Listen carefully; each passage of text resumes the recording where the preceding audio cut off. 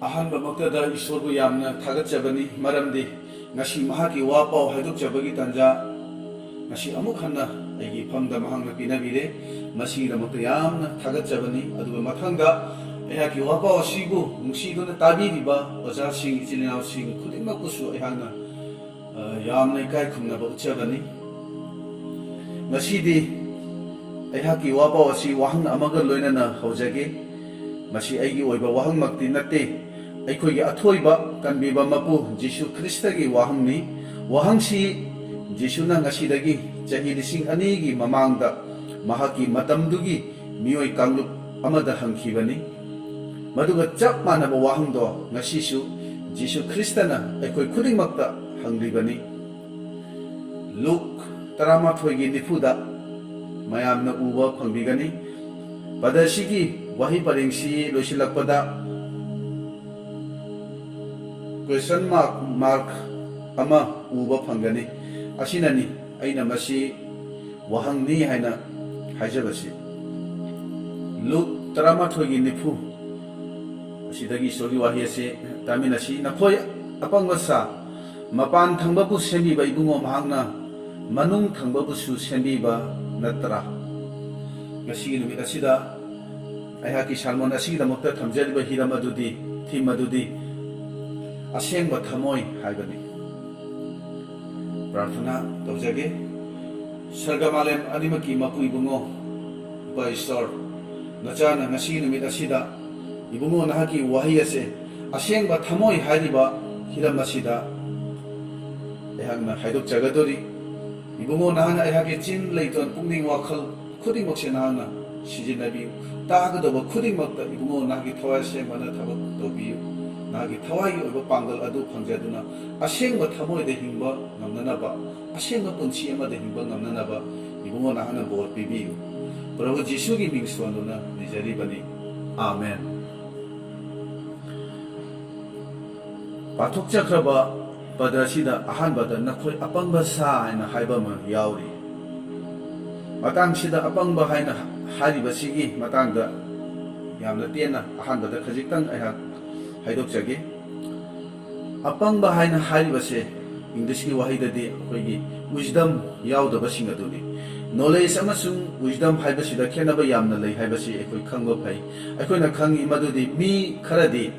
knowledge ꯑꯁꯨꯛꯀꯤ ꯃꯇꯤꯛ ꯂꯩꯈꯔꯦ ꯃꯗꯨꯗꯤ ꯃꯈꯣꯏꯒ ꯃꯤ ꯀꯅꯥꯅꯁꯨ ꯃꯔꯩ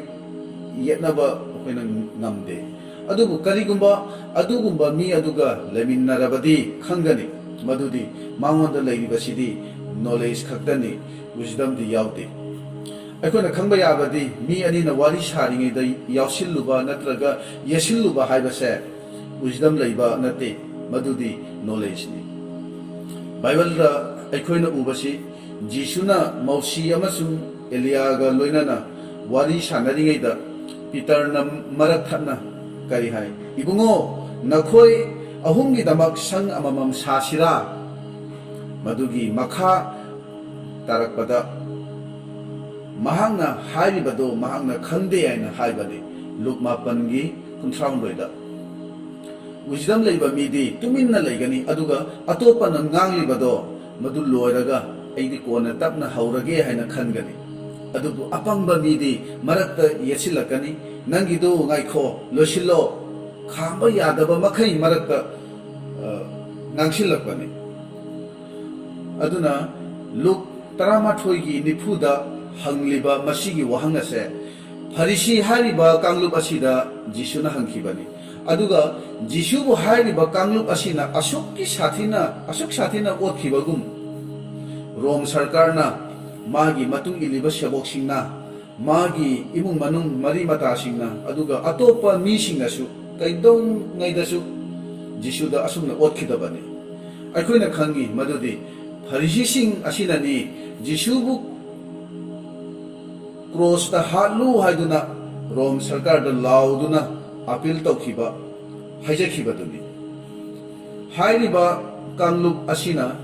जिसुगी थौगलदा मफम पुंगनमक्ता मतम पुंगनमक्ता मरम चादना येखिबनी अथिंगबा पीनबा होनखिबनी जिसुना मखोइगी कांगलुप असिदा अपंग सा हाइना चैखिबनी अदुगा हंखि मपान थंगबबु सेंबिबा ईश्वर अदुना ꯑꯩꯈꯣꯏꯒꯤ ꯃꯅꯨꯡ ꯊꯪꯕꯕꯨꯁꯨ ꯁꯦꯝꯕꯤꯕ ꯅꯠꯇ꯭ꯔꯥ? ꯃꯈꯣꯏꯗ ꯃꯁꯤꯒꯤ ꯋꯥꯍꯪ ꯑꯁꯤ ꯖꯤꯁꯨꯅ ꯀꯔꯤꯒꯤ ꯍꯪꯈꯤꯕꯅꯣ? ꯃꯈꯣꯏꯁꯤ ꯀꯔꯝꯕ ꯃꯈꯜꯒꯤ ꯃꯤꯅꯣ? ꯃꯁꯤꯒꯤ ꯄꯥꯎꯈꯨꯝꯗꯤ ꯐꯔꯤꯁꯤ ꯍꯥꯏꯔꯤꯕ ꯀꯥꯡꯂꯨꯞꯁꯤꯅ ꯈꯟꯕꯁꯤꯗꯤ ꯃꯤꯁꯤꯡꯅ ꯑꯩꯕꯨ ꯎꯕꯗ, ꯑꯩꯕꯨ ꯍꯦꯛ ꯌꯦꯡꯕꯗ ꯀꯔꯝꯅ ꯎꯔꯤ, ꯀꯔꯤ ꯈꯜꯂꯤ, ꯏꯁꯣꯔ ꯅꯤꯡꯕ ꯙꯔꯃ ꯆꯦꯟꯕ ꯑꯣꯏꯅ ꯎꯔꯤꯕ꯭ꯔꯥ? ꯃꯁꯤꯅꯤ ꯃꯈꯣꯏꯅ ꯃꯔꯨ ꯑꯣꯏꯅ ꯈꯟꯕꯁꯤ꯫ ꯃꯈꯣꯏꯒꯤ ꯅꯨꯡꯒꯤ ꯐꯠꯇꯕ ꯄꯥꯞꯀꯤ ꯑꯣꯏꯕ ꯄꯨꯛꯅꯤꯡ ꯋꯥꯈꯜ ꯂꯩꯔꯤꯕ ꯑꯗꯨꯗꯤ ꯀꯌꯥ ꯃꯔꯨ ꯑꯣꯏꯅ ꯈꯟꯗꯕ, ꯁꯨꯞꯅꯇꯒꯤ ꯍꯛꯆꯥꯡꯒꯤ ꯑꯣꯏꯕ ꯐꯤꯕꯝ ꯃꯑꯣꯡ ꯃꯇꯧꯕꯨ ꯌꯥꯝꯅ ꯃꯔꯨ ꯑꯣꯏꯅ ꯈꯟꯖꯕꯁꯤꯡꯅꯤ ꯃꯈꯣꯏ ꯑꯁꯦ꯫ ꯍꯛꯆꯥꯡꯒꯤ ꯑꯣꯏꯅ ꯃꯤꯅ ꯎꯕꯗ ꯃꯍꯥꯛꯅ ꯀꯔꯤ ꯆꯥꯔꯤ, ꯀꯔꯤ ꯁꯦꯠꯂꯤ, ꯀꯔꯤ ꯇꯧꯔꯤ, ꯃꯁꯤꯕꯨ ꯌꯥꯝꯅ ꯃꯔꯨ ꯑꯣꯏꯅ ꯈꯟꯕꯅꯤ ꯃꯈꯣꯏ ꯑꯁꯤ꯫ ꯃꯈꯣꯏ ꯑꯁꯤꯅ ꯊꯋꯥꯏꯒꯤ ꯑꯣꯏꯕ ꯏꯁꯣꯔꯒꯤ ꯌꯥꯊꯪꯕꯨ ꯑꯣꯟꯅ ꯇꯩꯅꯅ ꯍꯛꯆꯥꯡꯒꯤ ꯑꯣꯏꯕ ꯇꯥꯏꯕꯪ ꯄꯥꯟꯕꯒꯤ ꯑꯣꯏꯕ ꯃꯑꯣꯡꯗ ꯑꯣꯟꯅ ꯇꯩꯅꯅ ꯍꯟꯗꯣꯛꯇꯨꯅ ꯃꯤꯁꯤꯡꯕꯨ ꯂꯥꯟꯅ ꯃꯈꯣꯏ ꯑꯁꯤꯅ ꯂꯝꯖꯤꯡꯈꯤꯕꯅꯤ꯫ ꯖꯤꯁꯨꯅꯗꯤ ꯅꯨꯡꯒꯤ ꯑꯣꯏꯕ ꯋꯥꯍꯟꯊꯣꯛꯇ ꯇꯝꯕꯤꯗꯨꯅ ꯐꯔꯤꯁꯤꯁꯤꯡ ꯑꯃꯁꯨꯡ ꯙꯔꯃꯒꯤ ꯒꯨꯔꯨꯁꯤꯡꯅ ꯇꯝꯕꯤꯔꯤꯕꯗꯨ ꯂꯥꯜꯂꯤ ꯍꯥꯏꯅ ꯍꯥꯏꯈꯤꯕꯅꯤ꯫ ꯃꯁꯤꯒꯤ ꯃꯔꯝ ꯑꯁꯤꯅ ꯖꯤꯁꯨꯕꯨ ꯀꯥꯡꯂꯨꯞ ꯑꯁꯤꯅ ꯌꯦꯛꯅꯕꯒꯨꯝ ꯈꯟꯈꯤꯕꯅꯤ꯫ ꯖꯤꯁꯨꯅ ꯋꯥꯌꯦꯜ ꯌꯥꯊꯪꯒꯤ ꯃꯊꯛꯇ ꯃꯇꯤꯛ ꯂꯩꯅ ꯇꯝꯕꯤꯔꯤꯕꯗꯣ ꯃꯈꯣꯏꯅ ꯌꯥꯝꯅ ꯀꯂꯛꯄꯅꯤ꯫ ꯑꯩꯈꯣꯏ ꯄꯨꯝꯅꯃꯛꯅ ꯈꯪꯉꯤ ꯃꯗꯨꯗꯤ ꯃꯤ ꯑꯌꯥꯝꯕꯒꯤ ꯁꯥꯈꯤ ꯑꯁꯦ ꯁꯤꯡꯂꯨꯞꯇ ꯑꯃꯁꯨꯡ ꯊꯥꯖꯕ ꯏꯆꯤꯜ ꯏꯅꯥꯎꯁꯤꯡꯒꯤ ꯃꯃꯥꯡꯗꯗꯤ ꯌꯥꯝꯅ ꯐꯖꯕꯅꯤ, ꯑꯗꯨꯕꯨ ꯃꯁꯥ ꯃꯁꯥꯒꯤ ꯏꯃꯨꯡ ꯃꯅꯨꯡꯗ ꯑꯃꯁꯨꯡ ꯊꯥꯖꯗꯕꯁꯤꯡꯒꯤ ꯃꯔꯛꯇꯗꯤ ꯋꯥꯍꯩ ꯋꯥꯇꯥ ꯑꯃꯁꯨꯡ ꯄꯨꯟꯁꯤ ꯃꯔꯦꯜ ꯑꯗꯣ ꯐꯖꯕ ꯀꯌꯥ ꯌꯥꯎꯗꯦ꯫ ꯁꯤꯡꯂꯨꯞꯇ ꯄꯨꯟꯕ ꯃꯇꯝ ꯑꯗꯨꯗꯗꯤ ꯑꯩꯉꯣꯟꯗꯒꯤ ꯍꯦꯟꯅ ꯑꯐꯕ ꯙꯔꯃ ꯆꯦꯟꯕ ꯊꯥꯖꯕ ꯌꯥꯕꯁꯦ ꯑꯇꯩ ꯀꯅꯥ ꯑꯃꯠꯇ ꯂꯩꯔꯝꯂꯔꯣꯏꯗ꯭ꯔꯥ ꯍꯥꯏꯅ ꯈꯟꯕ ꯌꯥꯕꯅꯤ꯫ ꯑꯗꯨꯕꯨ ꯌꯨꯝꯗꯗꯤ ꯇꯣꯉꯥꯟꯕ ꯁꯥꯈꯤ ꯑꯃꯅꯤ꯫ ꯃꯤꯌꯥꯝꯒꯤ ꯃꯃꯥꯡꯗ ꯑꯃꯁꯨꯡ ꯁꯤꯡꯂꯨꯞꯇꯗꯤ ꯁꯥꯈꯤ ꯐꯖꯗꯕ ꯌꯥꯗꯦ꯫ ꯌꯨꯝꯗꯗꯤ ꯑꯩꯅ ꯅꯤꯡꯊꯧꯅꯤ, ꯇꯧꯅꯤꯡꯕ ꯇꯧꯒꯅꯤ, ꯍꯥꯏꯅꯤꯡꯕ ꯍꯥꯏꯒꯅꯤ, ꯆꯥꯅꯤꯡꯕ ꯊꯛꯅꯤꯡꯕ ꯑꯩꯅ ꯑꯩꯒꯤ ꯏꯅꯤꯡꯅꯤ, ꯑꯩꯅ ꯌꯨꯝꯗ ꯇꯧꯕ ꯂꯣꯟꯅ ꯇꯧꯔꯤꯕ ꯆꯠꯂꯤꯕꯁꯤꯕꯨ ꯁꯤꯡꯂꯨꯞꯅ ꯈꯪꯗꯣꯏ ꯄꯣꯠꯂꯥ? ꯑꯁꯨꯝꯍꯥꯏꯅ ꯈꯜꯂꯤꯕ ꯃꯤꯗꯣ ꯅꯍꯥꯛ ꯑꯣꯏꯔꯤꯕ꯭ꯔꯥ ꯍꯥꯏꯕꯁꯦ ꯋꯥꯈꯜ ꯃꯨꯟꯅ ꯑꯃꯨꯛꯇꯪ ꯇꯧꯕꯤꯌꯨ꯫ ꯑꯗꯨꯅ ꯕꯥꯏꯕꯜꯅ ꯍꯥꯏꯔꯤ ꯑꯩꯈꯣꯏꯒꯤ ꯃꯄꯥꯟ ꯊꯪꯕ ꯁꯔꯨꯛꯄꯨ ꯁꯦꯝꯕꯤꯕꯗꯨꯅ ꯃꯅꯨꯡ ꯊꯪꯕꯕꯨꯁꯨ ꯁꯦꯝꯕꯤꯕ ꯅꯠꯇ꯭ꯔꯥ? ꯑꯩꯅ ꯍꯥꯏꯖꯅꯤꯡꯕꯗꯤ ꯑꯩꯈꯣꯏꯅ ꯍꯛꯆꯥꯡꯒꯤ ꯃꯄꯥꯟ ꯊꯪꯕ ꯁꯔꯨꯛ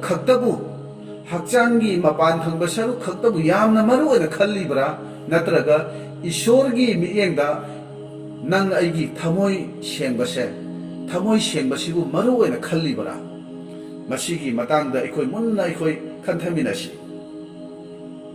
ꯑꯩꯈꯣꯏꯅ ꯈꯪꯉꯤ ꯔꯤꯂꯤꯖꯁ ꯑꯣꯏꯕ ꯍꯥꯏꯕꯗꯤ ꯙꯔꯃꯒꯤ ꯑꯣꯏꯕ ꯃꯤꯁꯤꯡꯅꯗꯤ ꯃꯄꯥꯟ ꯊꯪꯕꯒꯤ ꯑꯣꯏꯕ ꯃꯤꯒꯤ ꯃꯤꯠꯌꯦꯡꯁꯦ ꯌꯥꯝꯅ ꯃꯔꯨ ꯑꯣꯏꯅ ꯂꯧꯏ, ꯑꯗꯨꯕꯨ ꯁ꯭ꯄꯤꯔꯤꯆꯨꯋꯦꯜ ꯊꯋꯥꯏꯒꯤ ꯑꯣꯏꯕ ꯃꯤꯁꯤꯡꯅꯗꯤ ꯃꯍꯥꯛꯅ ꯃꯁꯥꯅ ꯀꯔꯤ ꯁꯦꯠꯂꯤ, ꯀꯔꯤ ꯆꯥꯔꯤ, ꯃꯤꯅ ꯀꯔꯤ ꯈꯜꯂꯝꯒꯅꯤ, ꯐꯤꯖꯦꯠ ꯂꯩꯇꯦꯡ ꯑꯃꯁꯨꯡ ꯃꯃꯥꯏ ꯃꯃꯤꯠ ꯂꯨꯕ꯭ꯔꯥ ꯅꯥꯟꯕ꯭ꯔꯥ ꯑꯁꯤꯒꯨꯝꯕ ꯀꯌꯥꯁꯦ ꯃꯔꯨ ꯑꯣꯏꯅ ꯃꯍꯥꯛꯅ ꯈꯜꯂꯣꯏ꯫ ꯑꯗꯨꯕꯨ ꯃꯍꯥꯛꯅ ꯃꯔꯨ ꯑꯣꯏꯅ ꯈꯟꯕꯗꯨꯗꯤ ꯀꯔꯤꯅꯣ ꯍꯥꯏꯅ ꯍꯥꯏꯔꯒꯗꯤ ꯑꯩ ꯏꯁꯥꯁꯤꯅ ꯀꯅꯥꯒꯨꯝꯕ ꯑꯃꯒꯤ ꯃꯔꯝꯗ ꯀꯔꯤ ꯈꯜꯂꯤ, ꯑꯩꯒꯤ ꯊꯃꯣꯏꯗ ꯃꯍꯥꯛꯀꯤ ꯃꯔꯝꯗ ꯀꯔꯤ ꯈꯜꯂꯤꯕꯅꯣ, ꯑꯩꯒꯤ ꯊꯃꯣꯏꯗ ꯐꯥꯎꯔꯛꯂꯤꯕꯁꯤ ꯀꯔꯤꯅꯣ ꯍꯥꯏꯕꯁꯤꯗ ꯃꯍꯥꯛꯅ ꯃꯔꯨ ꯑꯣꯏꯅ ꯂꯧꯒꯅꯤ꯫ ꯃꯁꯤꯅꯤ ꯊꯋꯥꯏꯒꯤ ꯑꯣꯏꯕ ꯃꯤ ꯑꯃꯒꯤ ꯁꯛꯇꯝ, ꯊꯋꯥꯏꯒꯤ ꯑꯣꯏꯕ ꯃꯤ ꯑꯃꯒꯤ ꯃꯥꯒꯤ ꯃꯑꯣꯡ꯫ ꯑꯗꯨꯅ ꯕꯥꯏꯕꯜꯅ ꯍꯥꯏꯔꯤ ꯅꯪꯒꯤ ꯃꯅꯨꯡ ꯊꯪꯕꯗꯨ ꯀꯔꯤꯅꯣ, ꯃꯗꯨꯗ ꯀꯔꯤ ꯈꯜꯂꯤ, ꯃꯗꯨ ꯈꯪꯅꯅꯕ ꯃꯗꯨ ꯃꯨꯟꯅ ꯍꯣꯠꯅꯧ ꯍꯥꯏꯅ ꯍꯥꯏꯕꯅꯤ꯫ ꯑꯩꯈꯣꯏꯅ ꯈꯪꯉꯤ ꯗꯥꯅꯤꯌꯦꯜꯒꯤ ꯋꯥꯔꯤꯗꯒꯤ ꯑꯩꯈꯣꯏꯅ ꯈꯪꯉꯤ ꯃꯗꯨꯗꯤ ꯃꯍꯥꯛꯅ ꯑꯇꯣꯞꯄ ꯖꯥꯇꯤ, ꯏꯁꯣꯔ ꯃꯁꯛ ꯈꯪꯗꯕ ꯅꯤꯡꯊꯧ ꯅꯦꯕꯨꯈꯥꯗꯅꯦꯖꯔꯒꯤ ꯃꯈꯥꯗ ꯃꯤꯅꯥꯏ ꯑꯣꯏꯅ ꯂꯩꯔꯤꯉꯩꯗ ꯗꯥꯅꯤꯌꯦꯜꯅ ꯆꯥꯅꯕꯒꯤꯗꯃꯛ ꯅꯤꯡꯊꯧꯅ ꯄꯤꯔꯛꯄ ꯑꯐꯕ ꯑꯍꯥꯎꯕ ꯆꯤꯟꯖꯥꯛꯁꯤꯡ ꯑꯗꯣ ꯃꯍꯥꯛꯅ ꯆꯥꯈꯤꯗꯦ, ꯃꯔꯝꯗꯤ ꯃꯗꯨ ꯌꯍꯨꯗꯤꯁꯤꯡꯅ ꯆꯥꯕꯗ ꯃꯥꯡꯏ, ꯁꯦꯡꯗꯕ ꯆꯤꯟꯖꯥꯛꯅꯤ ꯍꯥꯏꯅ ꯂꯧꯅꯕꯅꯤ꯫ ꯂꯤꯆꯠꯂꯣꯟ ꯍꯥꯏꯔꯤꯕ ꯂꯥꯏꯔꯤꯛ ꯑꯗꯨꯗ ꯌꯍꯨꯗꯤꯁꯤꯡꯅ ꯆꯥꯕ ꯌꯥꯕ ꯑꯃꯁꯨꯡ ꯆꯥꯕ ꯌꯥꯗꯕ ꯆꯤꯟꯖꯥꯛꯀꯤ ꯃꯇꯥꯡꯗ ꯐꯖꯅ ꯁꯦꯡꯅ ꯌꯥꯎꯏ꯫ ꯑꯗꯨꯅ ꯅꯤꯡꯊꯧꯅ ꯄꯤꯔꯛꯄ ꯆꯤꯟꯖꯥꯛ ꯑꯗꯣ ꯆꯥꯗꯨꯅ ꯃꯍꯥꯛ ꯃꯁꯥꯕꯨ ꯃꯥꯡꯍꯜꯂꯣꯏ ꯍꯥꯏꯅ ꯆꯥꯈꯤꯗꯕꯅꯤ꯫ ꯑꯗꯨꯕꯨ ꯑꯩꯈꯣꯏꯅ ꯈꯪꯕ ꯌꯥꯕꯗꯤ ꯑꯅꯧꯕ ꯋꯥꯔꯦꯞꯅꯕꯗꯗꯤ Jisuna masigi mioi kangluk asiga unaba matam adudadi mahakna hai nakhoina chaduna nungda changkhibaduna manghanba natte adubu nungdagi thorakpaduna mioi babu manghanbani haina haiki ariba walepnabadadi nungda ekhogi nungda changkhibaduna bibu manghalli hai adubu ekhogi anuba walepnaba madudadi kari haige bu nungdagi ekhogi nungdagi thorakpa aduna mibu manghalli haina haidi nungdagi thorakpa haibadi mioi pukningdagi mioi wakhaldagi thoraktuna chinna haidoragliba wahising aduni masigi khenabase khoi sengna khangminasi ariba walepnabadana nungda changkhibaduna mangi hana haidi aduga anoba walepnaba adu asidadi kari haige ekhogi nungdagi thoraklibaduna mibu manghanbani hana haidi akoina karigumba nungi oiba thamoi sengbasibu tasengna maruoina khanjaba masibu pamjaba oirabadi aina yamna sengna haijaningi madudi nang aigi prarthana gi bhayase yamna yangani prarthana asina thabak tawrakpado ekhona uba phangani prarthana gi wahai khudingmaki pakhumdo ekhona phangani prarthana khudingmakta ishorna thabak tawbirakani masi ekhoi thajasi maramdi karigino hana haribad ekhona ishorbu respect tawba ishor gi haiba inbagini mabu ikai khumnaba utpado pamjarubagi mahini masi Davidpu Samuelna thau noiduna ningthau oinanaba khandokpagi matang adudasu ekhona khangi madudi David ki mayamba taletni mahaga tharga nipanni Israel gi ningthau oina khandoknabagi damakta Samuelna David ki mapa Jesse gi manakta chattuna David ki mayamba sing phibam murti masak matau phajaba kuchu kumen phajaba singdo thau noige haina khalakpada ishorna yakhide maduda Samuelda ishorna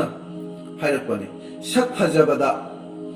phajabada natraga mioi ni tau phajabada yengadoba natte mioi bana mapan thongda yengba matamda laining thau oriba aidi thamoi nungda yengi ahanba Samuel rataruki taretta mayamba singadubu ishorna khankhide adubu yaw seduna leiriba labuk labhangda leiriba Davidpu Samuelna Israel gi ningthau oinanaba thau noiduna khandokhibani ichilnausi mayamba singda yawdaba adubu Davidta yawriba ishorna pamjaba gunadu karino Davidta karamba magun yawbagino ishorna mabu sijinaba pamlibase masigi paukhumdi aikoina ningthau David ki punchi wari se phajana parabadi khangani madudi David ase kayagi matik ishor da pukning leijaba nolukchaba ishor bu thagatpa pamjaba ishor bu thagatpa da angaubagum mabu magi nupina phawba singtha nakhibani ishor bu thajabada ishor bu kiba amasu haiba inba aduga amuk masagi maral yajaba maisona magi marala do harakpa matamda masana yajaraga मा ईश्वर चंजबनी मसी अखोई दमकता तमजनिंगाइनी अदुगुम गुन्नदो David Marang कायना यावरिबनी मांगना आंगांग ओरिंगैदगी मपागी हाइबा इनबा थाजब याबसे Bible दा अखोइना फजना उबा fungi अदुना ममिंग चटपा पाउ सदोप अमना हाइकी मदुदी मियोइबगी मतिक चाबना ईश्वरना थाउनबिदुना खंदोकपगी मफमदो फंगबा यारोय नाहकना talent kaya lairabasu intelligent oirabasu ishorna thau noibiduna khandokpa miduna tawrakadaba thabak adudi nang aina tawba ngamloi madudi ishorgi pangalgi thabakni talent laiba knowledge laiba mina ishorgi thabak se tawba ngamloi thamoi sengba ishorbu kina chachariba mi aduna ishorna thau noibibagi ishorna khandokpagi punchiado phangba ngamgani haibase koi sengna khaminasi Davidpu Samuelna thau noibiduna ishor thau nobibam matamaduda ishorna haikhibani nangnadi Maban thongi oibatu yengi adubu aidi thamoi bu chang dawbani nungsiraba marupsing Jisuna Pharisi sing Shastra gi oja sing da hangliba wahang sigi matang sida ekoi amuktang munna wakal tominasi wahang simak ngasi su nang aigi iphamda Jisuna hanglibani haibase ekoi khangminasi ekoi na khangi madudi fajaraba mongpham mayam ama simitri da ekoi na uba phangi adubu hairiba mongpham ase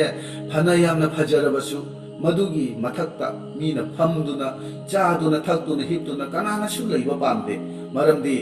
mongpham haibasi yengbada fajarabasu manungdadi amotpa namthibana pik thalli haibase ekoi khangi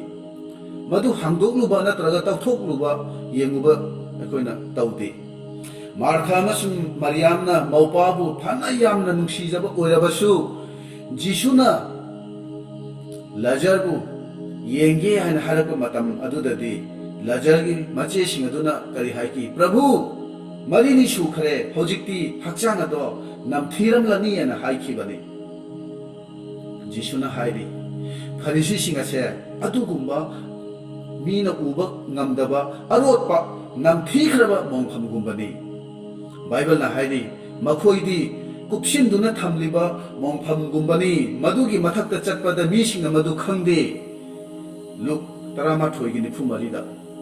masina takpadi miyoi kharadi mapan thongi one yengbada yamna phajai yengbada yamna nungai standard leiba mi mali adubu manung thangba magi thamoi du yengdurabadi kupsillu namthi tukatjai asumaina hainara kadaba mi mayam ama ekoi siluk manungda yauribani aduna ekoi isagi ekoi isana ekoi thamoi bu chang yengjasi ishorgi wahi asina ekoi thamoi se chang yengsi haibase ina hajanibani nungsiraba chilinawsing aina hajanibadi ekoi khuding makta ishorna mahaki thawai do karigi piribano ekoi khuding mana khangi madudi Jisu Kristna mahaki mathawai thabiduna mahangna ekoi da thawai asengbase pibiribani madudi karigi no ain hairagadi ꯑꯩꯈꯣꯏꯒꯤ ꯅꯨꯡꯗ ꯐꯠꯇꯕ ꯑꯃꯣꯠꯄ ꯁꯦꯡꯗꯕꯁꯦ ꯊꯣꯛꯈꯤꯅꯕꯒꯤꯅꯤ ꯑꯗꯨꯒ ꯑꯩꯈꯣꯏꯒꯤ ꯃꯅꯨꯡ ꯊꯪꯕ ꯄꯨꯟꯁꯤꯅ ꯑꯁꯦꯡꯕ ꯑꯣꯏꯅ ꯑꯩꯈꯣꯏꯒꯤ ꯃꯅꯨꯡ ꯊꯪꯕ ꯄꯨꯟꯁꯤ ꯑꯁꯦ ꯑꯁꯦꯡꯕ ꯑꯣꯏꯅꯕꯒꯤꯗꯃꯛꯇꯅꯤ ꯃꯗꯨ ꯊꯋꯥꯏꯒꯤ ꯑꯣꯏꯕ ꯑꯁꯦꯡꯕ ꯄꯨꯟꯁꯤꯅꯤ ꯍꯥꯏꯔꯤꯕ ꯊꯋꯥꯏ ꯑꯁꯤꯅ ꯑꯩꯈꯣꯏꯒꯤ ꯅꯨꯡꯗ ꯆꯪꯕꯤꯔꯛꯇꯨꯅ ꯃꯍꯥꯛꯅ ꯊꯋꯥꯏꯒꯤ ꯑꯣꯏꯕ ꯄꯨꯟꯁꯤ ꯃꯔꯦꯜ ꯑꯃ ꯑꯩꯈꯣꯏꯕꯨ ꯁꯦꯝꯕꯤꯅꯕꯒꯤ ꯗꯃꯛꯇꯅꯤ ꯑꯗꯨꯒ ꯑꯇꯣꯞꯄ ꯃꯤ ꯈꯨꯗꯤꯡꯃꯛꯅ ꯅꯪ ꯑꯩꯕꯨ ꯎꯕꯗ ꯅꯪ ꯑꯩꯒ ꯆꯠꯃꯤꯟꯅꯕꯗ ꯐꯝꯃꯤꯟꯅꯕꯗ ꯃꯗꯨꯒꯤ ꯑꯁꯦꯡꯕ ꯊꯃꯣꯏ ꯑꯁꯦꯡꯕ ꯄꯨꯟꯁꯤ ꯑꯗꯣ ꯃꯈꯣꯏꯅ ꯈꯪꯅꯕꯒꯤꯅꯤ ꯍꯧꯖꯤꯛꯀꯤ ꯃꯇꯝ ꯑꯁꯤꯗ ꯊꯥꯖꯗꯕ ꯃꯤꯁꯤꯡꯒ ꯅꯠꯇ꯭ꯔꯒ ꯊꯥꯖꯗꯕ ꯑꯩꯈꯣꯏꯒꯤ ꯅꯍꯥꯁꯤꯡꯒ ꯐꯝꯃꯤꯟꯅꯔꯦ ꯍꯥꯏꯔꯒ ꯑꯃꯨꯛꯇꯪ ꯌꯦꯡꯕꯤꯌꯨ ꯃꯈꯣꯏꯒꯤ ꯋꯥꯔꯤ ꯑꯗꯨꯗ ꯆꯥꯕ ꯊꯛꯄ ꯑꯃꯣꯠꯄ ꯐꯥꯒꯤ ꯖꯨꯒꯥꯏ ꯍꯛꯆꯥꯡꯒꯤ ꯑꯣꯏꯕ ꯍꯔꯥꯎ ꯅꯨꯡꯉꯥꯏꯕ ꯄꯥꯝꯕꯒꯤ ꯋꯥꯔꯤꯅ ꯄꯤꯛ ꯊꯟꯕꯅꯤ ꯑꯗꯨꯒ ꯁꯤꯡꯂꯨꯞꯀꯤ ꯃꯄꯥꯟꯗ ꯂꯩꯔꯤꯕ ꯅꯨꯄꯤꯁꯤꯡꯁꯨ ꯃꯉꯥꯏ ꯃꯈꯣꯏꯒ ꯐꯝꯃꯤꯟꯅꯗꯨꯅ ꯑꯃꯨꯛꯇꯪ ꯌꯦꯡꯕꯤꯌꯨ ꯃꯈꯣꯏ ꯃꯁꯥꯒꯤ ꯃꯔꯝꯗꯗꯤ ꯀꯔꯤꯁꯨ ꯑꯃꯠꯇ ꯃꯈꯣꯏꯅ ꯍꯥꯏꯔꯛꯂꯣꯏ ꯑꯗꯨꯕꯨ ꯌꯨꯝꯊꯪꯅꯕ ꯅꯠꯇ꯭ꯔꯒ ꯑꯇꯣꯞꯄ ꯃꯈꯣꯏꯒꯤ ꯃꯔꯨꯞꯁꯤꯡꯒꯤ ꯑꯗꯨꯒꯨꯝꯕ ꯋꯥꯔꯤꯗꯤ ꯃꯈꯣꯏꯅ ꯈꯪꯗꯕ ꯀꯔꯤ ꯑꯃꯠꯇ ꯂꯩꯔꯝꯂꯣꯏ ꯃꯈꯣꯏꯅ ꯀꯔꯤ ꯆꯥꯔꯤ ꯀꯔꯤ ꯇꯧꯔꯤ ꯃꯈꯣꯏꯗ ꯀꯅꯥ ꯂꯥꯛꯏ ꯃꯈꯣꯏꯅ ꯀꯅꯥꯒ ꯇꯤꯟꯅꯔꯤ ꯃꯁꯤ ꯀꯨꯞꯅ ꯃꯈꯣꯏꯅ ꯍꯦꯛꯇ ꯈꯪꯕꯅꯤ ꯑꯩꯈꯣꯏꯅꯗꯤ ꯑꯗꯨꯒꯨꯝꯅ ꯇꯧꯔꯣꯏꯁꯤ ꯍꯥꯏꯕꯁꯦ ꯑꯩꯅ ꯍꯥꯏꯖꯅꯤꯡꯕꯅꯤ ꯃꯗꯨꯒꯤ ꯃꯍꯨꯠꯇꯗꯤ ꯊꯋꯥꯏ ꯑꯁꯦꯡꯕꯕꯨ ꯈꯧꯔꯥꯡꯅ ꯄꯥꯝꯖꯕꯒ ꯂꯣꯏꯅꯅ ꯑꯁꯦꯡꯕ ꯊꯃꯣꯏꯒꯤ ꯃꯤ ꯑꯃ ꯑꯣꯏꯅꯅꯕ ꯑꯩꯈꯣꯏ ꯍꯣꯠꯅꯁꯤ ꯑꯩꯈꯣꯏ ꯃꯤ ꯈꯔ ꯁꯤꯡꯂꯨꯞꯀꯤ ꯏꯆꯤꯜ ꯏꯅꯥꯎ ꯈꯔ ꯇꯤꯟꯅꯕ ꯃꯇꯝꯗ ꯑꯩꯈꯣꯏꯒꯤ ꯏꯔꯛꯇ ꯊꯋꯥꯏ ꯑꯁꯦꯡꯕ ꯂꯩꯕ ꯉꯝꯗꯕ ꯁꯩꯇꯥꯟꯅ ꯍꯔꯥꯎꯕ ꯃꯑꯣꯡ ꯑꯗꯨꯗꯗꯤ ꯑꯩꯈꯣꯏ ꯄꯨꯜꯂꯣꯏꯁꯤ ꯑꯩꯈꯣꯏ ꯅꯣꯡꯃ ꯏꯁꯣꯔꯒꯤ ꯃꯃꯥꯡꯗ ꯂꯦꯞꯄꯗꯨꯗ ꯅꯍꯥꯛꯅ ꯑꯅꯧꯕ ꯋꯥꯂꯦꯞꯅꯕ ꯀꯌꯥꯔꯛ ꯄꯥꯔꯒꯤ ꯍꯥꯏꯅ ꯍꯪꯂꯣꯏ ꯕꯥꯏꯕꯜ ꯅꯣꯂꯦꯖ ꯀꯌꯥꯝ ꯂꯩ ꯃꯗꯨ ꯍꯪꯂꯣꯏ ꯑꯗꯨꯕꯨ ꯏꯁꯣꯔꯅ ꯁꯨꯞꯅꯇꯒꯤ ꯅꯪ ꯑꯩꯒꯤ ꯊꯃꯣꯏ ꯑꯗꯣ ꯌꯦꯡꯉꯛꯀꯅꯤ ꯅꯪꯒꯤ ꯊꯃꯣꯏ ꯑꯗꯨꯅ ꯀꯔꯤ ꯈꯜꯂꯤ ꯀꯔꯤ ꯈꯟꯈꯤ ꯃꯗꯨ ꯌꯦꯡꯉꯛꯀꯅꯤ ꯅꯣꯡꯃ ꯄꯥꯎ ꯁꯟꯗꯣꯛꯄ ꯑꯣꯖꯥ ꯑꯃꯅ ꯃꯍꯥꯛꯅ ꯃꯪꯈꯤꯕ ꯃꯪꯒꯤ ꯋꯥꯔꯤ ꯑꯃ ꯂꯤꯈꯤꯕꯅꯤ꯫ ꯃꯗꯨꯗ ꯃꯍꯥꯛꯅ ꯃꯪꯗꯨꯗ ꯀꯔꯤ ꯎꯒꯦ ꯍꯥꯏꯕꯨ ꯑꯋꯥꯡꯕ ꯆꯤꯡꯗꯣꯟ ꯑꯃꯗ ꯅꯤꯡꯊꯧ ꯑꯃꯅ ꯐꯝꯕꯥꯜꯗ ꯐꯝꯃꯦ, ꯑꯗꯨꯒ ꯃꯤ ꯃꯌꯥꯝ ꯑꯃꯅ ꯃꯥꯏꯀꯩꯗꯒꯤ ꯃꯥꯒꯤ ꯃꯃꯥꯡꯗꯨꯗ ꯂꯥꯛꯄꯗꯨꯗ ꯃꯥꯒꯤ ꯃꯃꯥꯡ ꯑꯗꯨꯗ ꯂꯦꯞꯄ ꯃꯇꯝ ꯑꯗꯨꯗ ꯀꯔꯤ ꯇꯧꯔꯤꯒꯦ ꯍꯥꯏꯕꯨ ꯃꯈꯣꯏꯒꯤ ꯃꯈꯨꯠ ꯑꯗꯨꯅ ꯃꯈꯣꯏ ꯃꯁꯥ ꯃꯁꯥꯒꯤ ꯄꯣꯀꯦꯠ ꯑꯗꯨꯗꯒꯤ ꯃꯈꯣꯏꯒꯤ ꯃꯈꯨꯠ ꯃꯁꯥ ꯃꯁꯥꯒꯤ ꯃꯈꯨꯠ ꯑꯗꯨꯅ ꯀꯩꯗꯧꯔꯤꯒꯦ ꯍꯥꯏꯕꯨ ꯄꯣꯀꯦꯠ ꯃꯈꯣꯏꯒꯤ ꯁꯦꯠꯂꯤꯕ ꯈꯣꯡꯒ꯭ꯔꯥꯎ ꯅꯠꯇ꯭ꯔꯒ ꯐꯤꯔꯣꯜ ꯑꯗꯨꯒꯤ ꯄꯣꯀꯦꯠ ꯑꯗꯨꯗꯒꯤ ꯑꯩꯈꯣꯏ ꯌꯨꯒꯤ ꯕꯣꯇꯜ ꯈꯔ ꯑꯃꯅ ꯆꯨꯔꯨꯞ ꯕꯦꯔꯤꯒꯤ ꯎꯄꯨ ꯃꯈꯣꯏ ꯃꯈꯨꯠ ꯑꯗꯨꯅ ꯃꯁꯥꯒꯤ ꯃꯈꯨꯠ ꯑꯗꯨꯅ ꯄꯨꯊꯣꯔꯛꯏ꯫ ꯈꯔ ꯑꯃꯅ ꯁꯦꯜꯒꯤ ꯃꯄꯨꯟ ꯃꯈꯣꯏꯒꯤ ꯄꯣꯀꯦꯠ ꯑꯗꯨꯗꯒꯤ ꯄꯨꯊꯣꯔꯛꯏ꯫ ꯈꯔ ꯑꯃꯅ ꯖꯨꯋꯥꯒꯤ ꯆꯦ ꯄꯨꯊꯣꯔꯛꯏ꯫ ꯃꯥꯅ ꯑꯁꯨꯝ ꯅꯛꯅ ꯌꯦꯡꯂꯤꯉꯩꯗꯨꯗ ꯃꯍꯥꯛꯁꯦ ꯃꯤꯀꯞ ꯊꯣꯛꯑꯦꯅ ꯍꯥꯏ꯫ ꯃꯤꯀꯞ ꯊꯣꯛꯂꯛꯄꯗꯨꯗ ꯃꯍꯥꯛꯅ ꯈꯜꯂꯤ, ꯃꯍꯥꯛꯅ ꯁꯦꯡꯅ ꯈꯪꯕ ꯉꯝꯕ ꯑꯃꯗꯤ ꯀꯔꯤꯅꯣ ꯍꯥꯏꯔꯒꯗꯤ ꯐꯝꯕꯥꯜ ꯑꯗꯨꯗ ꯐꯝꯂꯤꯕꯗꯣ ꯏꯁꯣꯔꯅꯤ ꯍꯥꯏꯕꯁꯤꯗꯤ ꯃꯍꯥꯛꯅ ꯈꯪꯉꯤ꯫ ꯑꯗꯨꯕꯨ ꯑꯇꯩ ꯇꯧꯔꯤꯕꯗꯨꯗꯤ ꯀꯔꯤꯅꯣ ꯍꯥꯏꯅ ꯃꯥꯅ ꯑꯁꯨꯝ ꯈꯜꯂꯤ꯫ ꯑꯗꯨꯕꯨ ꯅꯣꯡ ꯅꯤꯅꯤꯒꯤ ꯃꯇꯨꯡꯗ ꯕꯥꯏꯕꯜ ꯄꯥꯕꯗꯨꯗ ꯃꯗꯨꯒꯤ ꯃꯪ ꯑꯗꯨꯒꯤ ꯋꯥꯍꯟꯊꯣꯛꯇꯣ ꯃꯥꯅ ꯈꯪꯕ ꯉꯝꯃꯤ ꯍꯥꯏ꯫ ꯑꯩꯈꯣꯏꯅ ꯕꯥꯏꯕꯜꯒꯤ ꯋꯥꯍꯩꯗ ꯑꯩꯈꯣꯏꯅ ꯈꯪꯕ ꯉꯝꯃꯤ, ꯊꯦꯡꯅꯈꯤꯕ ꯂꯩ ꯃꯗꯨꯗꯤ ꯃꯈꯣꯏꯒꯤ ꯊꯕꯛꯁꯤꯡꯗꯨꯅ ꯃꯈꯣꯏꯒ ꯂꯣꯏꯅꯩ ꯍꯥꯏꯔꯤ꯫ ꯐꯣꯡꯗꯣꯛꯄꯤꯕ 13:17ꯗ ꯃꯈꯣꯏꯒꯤ ꯊꯕꯛꯁꯤꯡꯗꯨꯅ ꯃꯈꯣꯏꯒ ꯂꯣꯏꯅꯩ꯫ ꯃꯇꯥꯡ ꯑꯁꯤꯗ ꯑꯩꯈꯣꯏꯅ ꯈꯪꯕ ꯌꯥꯕꯗꯤ ꯇꯥꯏꯕꯪꯄꯥꯟꯁꯤꯗ ꯐꯠꯇꯕ ꯄꯥꯞꯀꯤ ꯊꯕꯛꯁꯤꯡ ꯑꯩꯈꯣꯏꯅ ꯊꯥꯗꯣꯛꯇꯕꯁꯤꯡꯗꯣ ꯋꯥꯌꯦꯟꯕ ꯃꯇꯝꯗ ꯏꯁꯣꯔꯒꯤ ꯐꯝꯕꯥꯜ ꯃꯥꯡꯗ ꯃꯗꯨꯁꯤꯡ ꯑꯗꯣ ꯂꯣꯏꯅꯒꯗꯧꯔꯤ ꯍꯥꯏꯕꯁꯤꯅꯤ꯫ ꯀꯔꯤꯒꯨꯝꯕ ꯍꯧꯖꯤꯛꯁꯨ ꯑꯩꯈꯣꯏꯒꯤ ꯏꯆꯤꯜ ꯏꯅꯥꯎꯁꯤꯡꯅ ꯖꯨꯋꯥ ꯁꯥꯟꯅꯕ, ꯌꯨ ꯊꯛꯄ, ꯆꯨꯔꯨꯞ ꯕꯦꯔꯤ ꯊꯛꯇꯨꯅ ꯆꯤꯟ ꯊꯤꯗꯨꯅ ꯑꯃꯣꯠꯄ ꯐꯥꯒꯤ ꯖꯨꯒꯥꯏ ꯇꯧꯅꯗꯨꯅ ꯏꯁꯣꯔꯒꯤ ꯁꯪ ꯑꯣꯏꯔꯤꯕ ꯍꯛꯆꯥꯡ ꯑꯁꯤꯕꯨ ꯃꯥꯡꯍꯟꯗꯨꯅ ꯑꯃꯣꯠꯄ ꯅꯝꯊꯤꯕꯒꯨꯝ ꯊꯝꯕꯤꯔꯕꯗꯤ ꯃꯗꯨ ꯈꯨꯗꯣꯡꯊꯤꯅꯤꯡꯉꯥꯏꯅꯤ꯫ ꯑꯗꯨꯕꯨ ꯀꯔꯤꯒꯨꯝꯕ ꯅꯍꯥꯛꯅ ꯙꯔꯃ ꯆꯦꯟꯕ, ꯃꯍꯥꯛꯀꯤ ꯍꯥꯏꯕ ꯏꯟꯕ ꯊꯕꯛ ꯉꯥꯛꯇ ꯇꯧꯔꯒꯗꯤ ꯃꯗꯨꯁꯤꯡꯗꯣ ꯅꯍꯥꯛꯀ ꯂꯣꯏꯅꯕꯒꯤ ꯃꯔꯝꯅ ꯍꯔꯥꯎꯅꯤꯡꯉꯥꯏꯅꯤ꯫ ꯃꯐꯝ ꯑꯗꯨꯗꯗꯤ ꯏꯁꯥꯒꯤ ꯑꯣꯏꯕ ꯅꯣꯂꯦꯖ, ꯍꯩꯁꯤꯡꯕ, ꯃꯤꯆꯪ-ꯁꯪꯒ ꯀꯔꯤ ꯑꯃꯠꯇ ꯀꯥꯟꯅꯔꯔꯣꯏ꯫ ꯑꯩꯒꯤ ꯄꯨꯟꯁꯤꯒꯤ ꯑꯐꯕ ꯑꯣꯏꯔꯕꯁꯨ ꯐꯠꯇꯕ ꯑꯣꯏꯔꯕꯁꯨ ꯏꯐꯣꯡ ꯐꯣꯡꯂꯒꯅꯤ꯫ ꯖꯤꯁꯨꯅ ꯍꯥꯏꯔꯤ, ꯃꯥꯒꯤ ꯋꯥ ꯄꯥꯎ ꯂꯧꯁꯤꯟꯗꯕꯁꯤꯡ ꯑꯗꯨꯗꯤ ꯅꯈꯣꯏꯒꯤ ꯈꯣꯡꯌꯥꯒꯤ ꯎꯐꯨꯜ ꯀꯠꯊꯣꯛꯂꯝꯃꯨ꯫ ꯃꯁꯤ ꯀꯔꯤꯒꯤꯅꯣ? ꯃꯁꯤ ꯀꯔꯤꯒꯤ ꯍꯥꯏꯔꯤꯕꯅꯣ ꯍꯥꯏꯕꯁꯤ ꯍꯥꯏꯔꯒꯗꯤ ꯋꯥꯌꯦꯟꯕ ꯃꯇꯝꯗ ꯏꯁꯣꯔꯅ ꯍꯪꯒꯗꯧꯔꯤ, ꯅꯈꯣꯏꯅ ꯀꯟꯕꯤꯕꯒꯤ ꯑꯐꯕ ꯋꯥ ꯄꯥꯎ ꯑꯗꯨ ꯇꯥꯈꯤꯗꯕ꯭ꯔꯥ? ꯃꯗꯨꯗ ꯇꯥꯗꯦ ꯍꯥꯏꯅ ꯅꯍꯥꯛꯅ ꯍꯥꯏꯔꯒꯗꯤ